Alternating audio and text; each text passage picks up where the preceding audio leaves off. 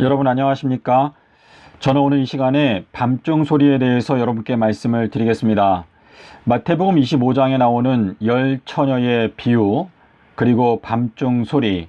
열 처녀가 다 졸며 자고 있었는데 밤중에 소리가 나니까 다섯 지혜로운 처녀들은 잠에서 깨어났을 때 지혜를 사랑하는 사람들이기 때문에 지혜의 말씀을 받아들이고 신랑과 함께 잔치에 들어가서 진리의 말씀으로 배불리 먹게 되었습니다.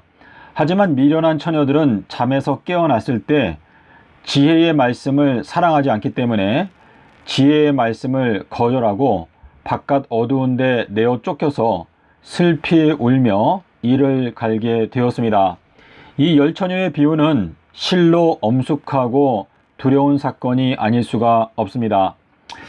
어찌하여 2024년도가 밤중 소리가 성취되는 때라고 주장을 하는 것일까? 여러분께서 궁금하실 텐데요. 요한복음 5장 25절에 죽은 자들이 하나님의 아들의 음성을 듣게 되는 때가 오는데 그때는 바로 이 명절 기간이 될 것이다 라고 말씀을 하시면서 선한 일을 행한 자는 생명의 부활로, 악한 일을 행한 자는 심판의 부활로 나오게 될 것이다. 에베소서 5장 14절에 잠자는 자들아 죽은 자들 가운데서 깨어서 일어나라. 열 처녀가 다 자고 있었다. 그런데 그 잠자고 있는 자들은 죽은 자들과 다름이 없는데 그 죽은 자들 가운데서 깨어서 일어나라. 죽은 자들이 하나님의 아들의 음성을 듣게 되는 때가 오는데 그때는 바로 이 명절 기간이 될 것이다. 요한복음 5장 25절의 말씀을 여러분께서 생각해 보십시오. 요한복음 2장의 유월절에 대하여 언급하고 있고 요한복음 6장의 유월절에 대하여 언급하고 있고 요한복음 19장의 유월절에 대하여 언급하도 있습니다. 요한복음 5장 1절에 유대인의 명절이 있었다라고 말하고 있습니다. 예수님께서 27년도에 공생애를 시작하시고 28, 29, 30년 유월절 때 십자가에서 죽으셨기 때문에 요한복음에는 유월절이라고 명시되어져 있는 절기가 요한복음 2장, 6장, 19장에 나타나고 있습니다.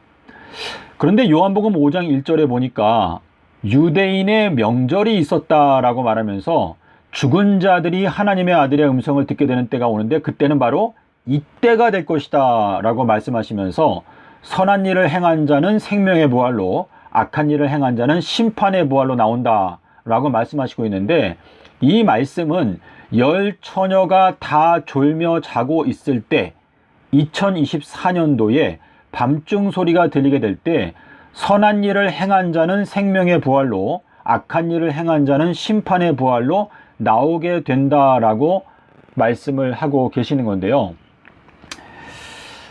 예수님께서 마태복음 12장 33절에서 선한 나무들은 선한 말을 하고 악한 나무들은 악한 말을 한다.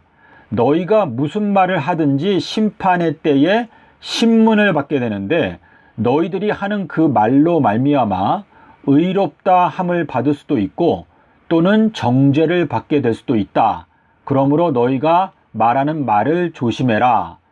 자, 그런데 선한 나무와 악한 나무를 갈라낼 수 있는 그 기준, 그것이 바로 삼낮 삼밤 땅속에서인데 심판 때에 남방 여왕이 심판 때에 니느웨 성 사람들이 일어나서 이 세대 사람들을 정죄할 것인데 남방 여왕은 솔로몬의 지혜를 배우기 위해서 땅 끝에서부터 찾아왔었는데 이 세대 사람들은 솔로몬의 지혜보다도 더 큰 지혜 삼낮 삼밤을 배우기 위하여 노력하는 사람을 찾아보기가 어렵다. 자, 니느웨 성 사람들은 요나가 말하는 삼낮 삼밤을 물고기 뱃속에서 그 말씀을 믿고 회개하였는데 요나보다도 더 크신 예수님께서 삼낮 삼밤을 땅속에서 지내셨다라고 말을 하는데도 회개하지 않는다라고 지금 이 세대를 책망하고 있는 것입니다. 자, 요한복음 5장에서 선한 일을 행한 자는 생명의 부활로 악한 일을 행한 자는 심판의 부활로 나온다 마태복음 12장에서 선한 나무는 선한 말을 하고 악한 나무는 악한 말을 한다. 히브리서 13장 15절에 우리들의 입술의 말은 열매다라고 말하고 있습니다. 내가 믿는 것을 내 입으로 말하게 되어 있는데 내가 하는 그 말에 따라 내가 정죄를 받기도 하고 또는 의롭다 하심을 받을 수도 있다 라고 말씀을 하시고 있는데요. 이 요한복음 5장에 나오는 유대인의 절기는 요한복음 2장에 유월절이 나오고 6장에 유월절이 나오고 19장에 유월절이 나오기 때문에 이 요한복음 5장에 나오는 유대인의 명절은 2024년도를 가리킬 수밖에 없습니다. 자, 왜냐하면 요한복음 5장은 AD 28년도를 분명하게 가리키고 있습니다. 27년도에 주님께서 공생애를 시작하셨고 그때의 유월절 때에 예수님께서 채찍으로 성전을 정결케 하셨죠. 자, 그리고 나서 요한복음 6장에 가니까 유월절이 가까웠을 때 5,000명을 먹였다라고 말합니다. 그리고 19장에서 유월절 때 예수님께서 십자가에서 죽으셨는데 요한복음 5장에 나오는 유대인의 명절은 AD 28년이 될 수밖에 없죠. 자, 그래서 서기 30년에 주님께서 십자가에서 죽으시면서 내가 십자가에서 죽게 되면 3000년 동안에 새 예루살렘을 건축한다 라고 말씀을 하셨는데 AD 2030년이 될 때가 정확하게 2000년이 끝나는 때가 됩니다. 그러므로 이 지구 역사의 마지막 7년은 2023년부터 2029년까지인데 그 중에서 두 번째 해 바로 2024년도가 요한복음 5장 1절과 25절에 해당되는 시점이라는 것을 저희가 알 수가 있습니다. 요한복음 5장 25절은 예수님께서 십자가에서 죽으실 때 한 번 성취가 되었습니다. 죽은 자들이 하나님의 아들의 음성을 듣게 되는 때가 오나니 그때는 이때가 될 것이다. 자, 근데 마태복음 27장 50절로 52절에 가니까 예수님께서 큰 소리를 지르시고 그분의 목숨이 끊어지시는 그 순간에 무덤 속에서 잠자던 자들이 예수님의 음성을 듣고 부활했죠. 자, 그것이 성취가 되었기 때문에 요한복음 5장에 나오는 유대인의 명절은 유월절일 가능성이 아주 높죠. 하지만 거기에서 유대인의 명절, 자, 요한복음 7장 2절에 초막절도 유대인의 명절이다라고 말하고 있습니다. 자, 그렇기 때문에 이 요한복음 5장에서 말하는 이 유대인의 명절이 유월절이다라고 분명하게 적혀 있지는 않기 때문에 저희들이 알 수 있는 것은 2024년도 유월절은 이미 지나갔습니다. 그리고 초막절은 아직 미래, 가을이 되어야지 초막절이 있는데 죽은 자들이 하나님의 아들의 음성을 듣고 일어난다. 에베소서 5장 14절에서 잠자는 자들아 죽은 자들 가운데에서 깨어서 일어나라. 자, 예수님께서 이 세상을 바라보실 때에는 사람들이 살아서 걸어 다닌다 하더라도 그들을 다 죽은 자들로 보았습니다. 그리하여 회칠한 무덤과 같다라고 이렇게 말씀을 하셨는데, 자, 거라사의 광인도 보게 되면 무덤 사이에서 밤낮으로 소리를 질렀다. 자, 그래서 우리가 복음에 대하여 깨닫지 못하면 저희들은 살아있으나 죽은 자와 다름이 없는 것이죠. 자, 그래서 이 요한복음 5장 25절에서 말하는 죽은 자들이 하나님의 아들의 음성을 듣게 되는 때가 오나니 그때가 곧 이때다라고 하는 것은 2024년도를 가리키고 있습니다. 그래서 올해 미련한 처녀들과 지혜로운 처녀들이 갈라지게 되는 때가 올해를 가리키는데, 지혜로운 처녀들은 지혜의 말씀을 사랑합니다. 여러분께서 지혜는 그 얻은 자에게 생명나무라 잠언 3장 18절에서 말씀하시고 있습니다. 그래서 삼낮 삼밤 땅속에서 이 말씀을 여러분께서 마음 깊이 사랑하신다면 여러분께서는 지혜로운 처녀로서 신랑을 맞이할 뿐만 아니라 신랑과 함께 잔치에 들어가서 진리의 말씀으로 배부르게 먹게 될 수 있다라는 것을 말씀하고 계시는 것입니다. 자, 우리 마태복음 12장에 있는 말씀을 제가 아주 핵심적인 내용만 이렇게 적어봤는데요. 선한 나무들은 선한 말을 하고 악한 나무들은 악한 말을 한다. 너희가 무슨 말을 하든지 심판날에 이에 대하여 신문을 받는다. 심판에서 니느웨 사람들과 남방 여왕이 일어나서 삼낮 삼밤 진리를 거절하고 금요일 십자가서를 따르는 자들을 정죄할 것이다. 예, 우리 출애굽기 12장 29절에도 밤중에 여호와께서 애굽에 들어가셔서 장자들을 멸하셨다라고 말하고 있는데, 이 장자 재앙은 첫 열매들에 대한 재앙이기 때문에 14만 4천인들은 첫 열매라고 하셨죠.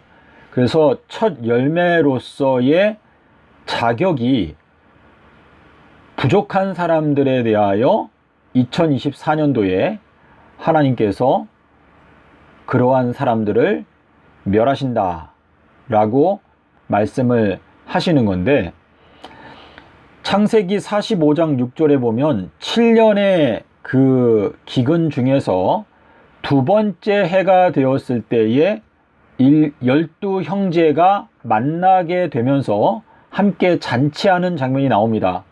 그래서 이 신랑과 함께 혼인잔치에 들어갔다.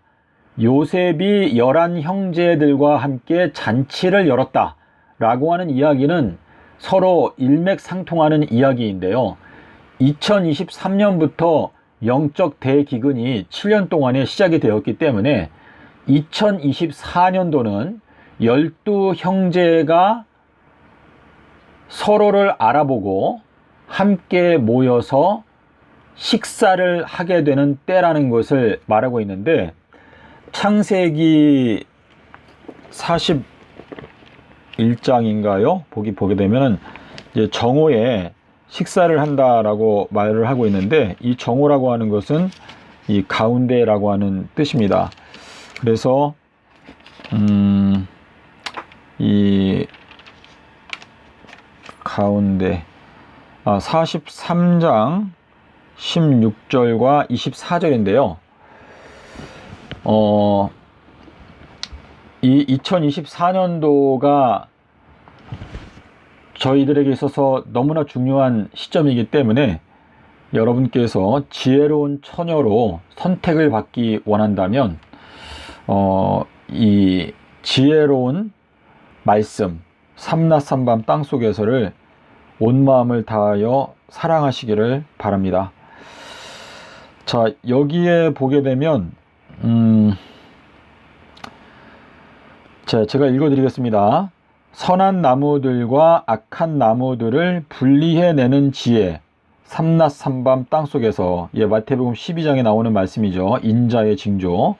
자, 그리고 지혜로운 처녀들과 미련한 처녀들을 분리해내는 지혜가 역시 삼낮 삼밤 땅속에서라고 하는 말씀입니다. 잠언 8장 17절에 나를 사랑하는 자가 나의 사랑을 받을 것이요 나를 간절히 찾는 자가 나를 만나게 될 것이다. 이게 지혜, 예수님께서 하시는 말씀인데요. 지혜로운 처녀들은 솔로몬보다 더 큰 지혜의 말씀 삼낮 삼밤을 사랑하는 사람들입니다. 남방 여왕처럼 지혜를 얻기 위해서 적극적으로 노력하는 사람들인데, 지혜는 생명나무입니다. 여러분께서 이 지혜의 말씀을 사랑하셔서 지혜로운 처녀로 선택을 받게 되시기를 바랍니다. 자, 요 이야기는 이제 사도 바울이 깨달은 삼낮 삼밤. 자, 이렇게 제가 이전 영상에서 말씀을 드린 것 같은데요. 예수께서 가라사대 너희는 지혜롭고 순결하라. 그리고 너희들은 가장 먼저 평강의 진리를 전파해라. 자, 바울이 가로되 너희는 지혜롭고 순결하라. 그리하면 평강의 진리가 속히 사단을 너희 발 아래서 상하게 할 것이다. 자, 여러분께서 원어를 보게 되면 너희는 지혜롭고 순결하라 라고 하는 말씀이 있는데 한글 번역 성경에는 이렇게 번역이 안 되어 있습니다. 그래서 여러분께서 원어 성경을 살펴보시게 되면 사도 바울도 예수님과 마찬가지로 이 로마서 16장 19절의 말씀인데요. 너희는 지혜롭고 순결하라 라고 말하고 있습니다. 그 지혜와 순결의 표가 삼라삼밤 땅속에서라고 하는 말씀인데 이 평강의 진리를 깨닫게 되는 것, 이것이 바로 복음이죠. 그래서 갈라디아서 1장 11절과 12절에 보면 뭐라고 그랬죠? 예수 그리스도의 계시로 말미암아 복음을 깨닫게 되었다라고 말했는데 복음이라는 것은 제3일이죠. 이 제3일에 주님께서 평강을 선포하셨습니다. 예, 그래서 갈라디아서 1장 11절 12절의 말씀이 그 고린도전서 15장 1절과 4절의 말씀과 짝이 되는 것인데 이 다 연결되어져 있어요. 지혜롭고 순결하라 그리하면 그리고 평강의 진리를 선포해라. 그리고 지혜롭고 순결하라 그리하면 평강의 진리가 속히 사단을 너희 발 아래서 상하게 할 것이다. 그리고 예수 그리스도의 계시로 말미암아 복음을 깨닫게 되는데 그 복음이 바로 평강의 진리이다 라고 말씀하시는 건데요. 요한계시록이나 예수 그리스도의 계시나 근본적으로 같은 것입니다. 그래서 사도 바울이 예수 그리스도의 계시를 통하여 복음을 깨닫게 되었다. 근데 계시록 14장 6절에 가니까 가운데 하늘을 날고 있는 천사가 영원한 복음을 갖고 있다. 그래서 그 영원한 복음은 예수님께서 제3일에 부활하신 진리, 갈라디아서 1장 6절로 9절에 다른 복음은 존재하지 않는다. 다른 복음을 전파하는 자는 저주를 받게 된다. 그러니까 계시록 14장 6절에서 영원한 복음은 예수님께서 아비벌 18일 날 부활하신 날짜, 그때 평강을 주셨다. 이것이 바로 영원한 복음이 되겠습니다. 예, 그래서 계시록 14장 6절에서 말하는 그 가운데 하늘을 날고 있는 천사, 그리고 가운데 하늘을 날고 있는 새들, 또 가운데 하늘을 날고 있는 독수리, 가운데 하늘이 계시록에 3번 나오는데요. 이 가운데 하늘을 날고 있는 천사가 영원한 복음을 갖고 있다라고 하는 그거는 예수님께서 AD 30년에 4월 9일 날 아비벌 18일 날 일요일 날 부활하셨다라는 것이 바로 영원한 복음의 핵심적인 진리입니다. 여러분께서 2024년도에 지혜로운 처녀로 거듭나기 위해서 이 지혜의 말씀을 온 마음을 다하여 사랑하시고 남방 여왕의 정신을 본받아서 그 지혜를 배우기 위해서 적극적인 행동과 실천을 하심으로 신랑과 함께 그 진리의 말씀으로 잔치를 통하여 배부르게 먹게 되시는 여러분이 되시기를 바랍니다. 감사합니다.